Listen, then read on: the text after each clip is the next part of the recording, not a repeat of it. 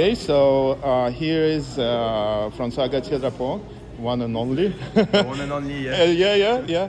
And thank you so much again for visiting Atlantic Canada, New Brunswick. And we all see how many people from our provinces came. And what was your first impression about the province? Probably this is not your first time here, but in general, for example, maybe you compare with the different provinces, which is usually have more people than we are, but your first expressions about the province, about the club, event. Well, I was impressed with the spirit and the dedication of some kids here. Some of them they were in judo on Friday night. They were doing judo all day Saturday, and they were still doing judo this morning. So that's a lot of dedication to the sport, and I'm impressed. They had good level, and also the amount of people here was crazy for a province like New Brunswick, where judo is not. I thought was not that popular, and then we show up to the training camp, and there was no more space in the dojo. Like we needed bigger space. It was incredible. Yes, for sure. We are starting to talk about hopefully Atlantic National Center, but it's maybe in the future. But hope, fingers crossed. François, could you please share your childhood? Like, since what age you know, like, okay, I'm gonna be a judoka, and what was your thoughts? So you always think to be number one, and a little bit about your experience, like psychology perspective. Like when I was young, I started judo just for fun, without thinking about being a champion. You remember the age you started? Maybe 7 years old, Okay. 6 years old. I started at the same time as my brother, who is like 2 years younger than me. So probably I was 7 or around those ages. And at first I just wanted to do judo for fun. That's my parents registered me for fun. But at one point when you grow up, you start to understand what tournament is, and you start to understand like what the Olympic Games are. And at that age, when I understood what the Olympic Games are, like I had the normal reaction, and I just thought, oh, I would like to go there someday, but I didn't take it too seriously. But then I kept doing tournament, and one day I started joining a program at school for judo to do more judo, and maybe at that time I started thinking, oh, it'd be very nice to be number one, to be a champion. You remember? Maybe that's around those age, maybe 12 years old. Okay, maybe, 12 years old. So 13 years old. Okay, and what if we're talking about supportive activities? In your perspective and your experience, what was that? It's heavyweights or? Well, right now, at my age, of course, it's mostly just judo and gym preparation, like for strength, bench press, squats, everything. It's also cardiovascular training, like circuits, like CrossFit style a little bit, like battle ropes, echo bike, those kind of stuff with high intensity. But when you're younger, I think like when I was young, 10 years old, like it's still time to do different sports, different activities, try everything. You do judo as well, and you can start doing physical preparation lightly, but it's also time to try to develop different abilities. That's what I think. What is your judo routine daily basis? Like what you do basically? Just briefly. My routine is we train from Monday to Friday. The weekend is off, recovery. I need it. At my age, I need my recovery. Yes. But yeah, Monday to Friday we train. In the morning is either gym training 3 times a week or technical practice, judo technical practice 2 times a week. And at night is intense training, renderies, drills. That's where we sweat a lot, and that's what makes us tired. And and weekends you off. Yeah, weekend is off. Okay. Weekend is time to relax. Massage? Do other sports. Yeah, you can see physio. You can get a massage if you want. It's not really my style. I like to still be active on the weekend. I'll go biking or go skiing, but yeah, it's mostly for relaxing. It's always everybody knows that the harder you train, the better you are. Yeah. But it's like tricky because you can face with the to be really tired, so you down like no energy. That especially young athletes without experience, without supervising, they hard training like a crazy. Then go there to the tournament on the caps, and that's it. It's done. What is the best way to find a balance? Well, it's I think you just have to accept it, and it's a mistake I make also often. Is instead of being intense sometimes and then resting correctly, you'll try to do everything, and what you end up doing is you're always at this level, you know. But when you go very intense and then you rest, then you can do something more like this, and that is way better for you because you can do things right. You can do things that look like a tournament instead of just cruising at the same speed all the time and being too tired to really put all your efforts into something. It's a mistake to do that. Briefly, can you name the science evidence that you can see, or maybe I should skip, or maybe I should train not so hard today? What is your personal evidence, like science? You tired, you like bad mood, or? Well, I mostly base myself on personal experience, you know. Like you go in training camps and there's a lot of new opponents. Like last week I was in training camp in Austria and there was many opponents to fight. And they come ask you, let's do a rendery, And you say, okay, yes.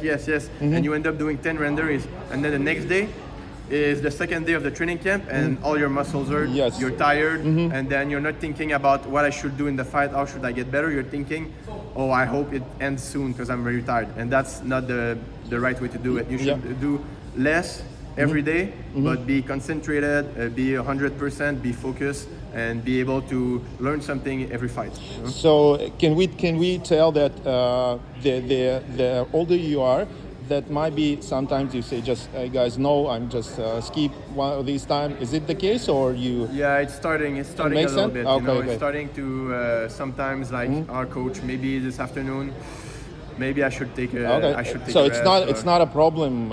It's not a problem, and the coaches they understand. But also, it should not become. It should not become that you abuse of it, you know? You should be... Yes. Because you still need to push yourself. Yes, of course. Yeah. So it's important to find the balance that it's, for us, for athletes, it's really important. Yeah. About the supplies, supplements, what is your like... Me, I don't take don't really take any supplements. Sometimes I'll take vitamins or iron because like we have a doctor who takes blood tests, blood samples, and she'll tell us if there's any vitamins or things we miss in our blood, and then she'll prescribe us the correct supplement to it. But for training, like, you know, some people they take protein shakes, they'll take creatine.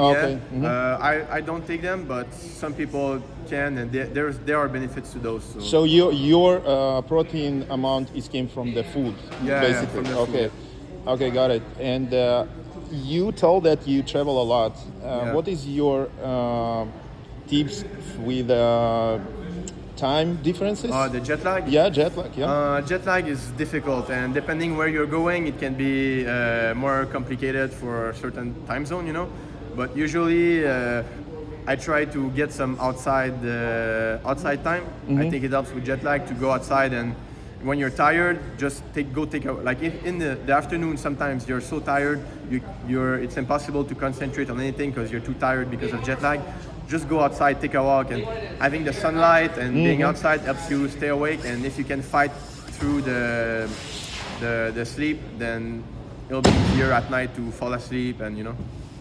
Okay, what is your best country? Of course, Canada. What else in terms of camp, randoris, like share experience and all that on your memory? Well, the Paris tournament is awesome for the atmosphere, you know. The crowd is crazy, and they speak French, you know. So they like us Canadians who speak French. You know, my family name is French, so I know I feel like they cheer for me a little bit. Okay, you feel a little bit home there, yeah, right? I feel a little bit home there. Training camp is also very good, so Paris is always a good destination. I really liked visiting Mongolia. You know, there was there was a Grand Slam in Mongolia, and the training camp also, which was also very high quality. And we visited a little bit the country, and it's a very nice country to visit. So I like that a lot. That's about it. And judo is a great opportunity to travel, right? Yeah. And of course, the federation helps you, right? Can you share a little bit? Yeah, for sure. How it works in Canada is. Of course, the first tournaments you do, the first trips you take, you have to use your own money. That's kind of an investment, you You know, you have to pay for your own trips, pay for your own tournaments until you prove yourself to the federation. But once you prove yourself, once you get good result, they will start giving you a bit of money. Oh, we would like to go at this training camp, this tournament. We'll pay 50% of it, and then you can go. And the better you get, and at one point they just decide some tournaments. Just go there. We'll take care of it, and just focus on the performance. You know? Okay. So that's where I am right now. But of course, at first when I joined National Center, I started doing tournaments in Europe as a junior. I had to use my own money, my parents' money, money from bursaries or grants, this kind of stuff. Yeah. So you might think about first invest your money, and then the better you are, then more support you can. And I know not everyone can have the chance to do that, right? Yeah. Not everyone has the same financial resource. So, of course, there are some, like I said, some money for sports people are available, or money for people who are in school and doing sports that can be given. So you try to take advantage of those. That's one way to do it. Okay. It's always stressful when you're kind of using your own money for a tournament. Yes. It adds a layer of stress of I hope I don't waste my time. I hope I give a good performance. I get a good result. It's hard to. A little bit it's pressure. difficult. Yeah, it's a lot of pressure. Okay, perfect. François, we already discussed everything and basically related to judo. Can you share a little bit about your life outside of the judo, if it exists? Yeah, well. Or the hobbies, like whatever. My hobbies, like I said, I like to go outside. I like doing sport outside the outdoor activities.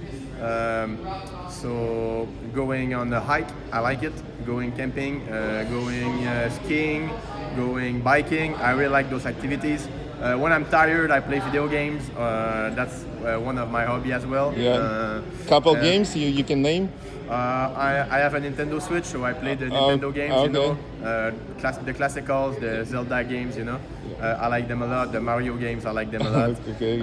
And when it's not time to have fun, when it's time to work, I'm in school right now in computer science. Oh, nice. And before that, I did a bachelor in engineering. So Wow. I am officially a junior engineer. I Wow. think that's how they call it.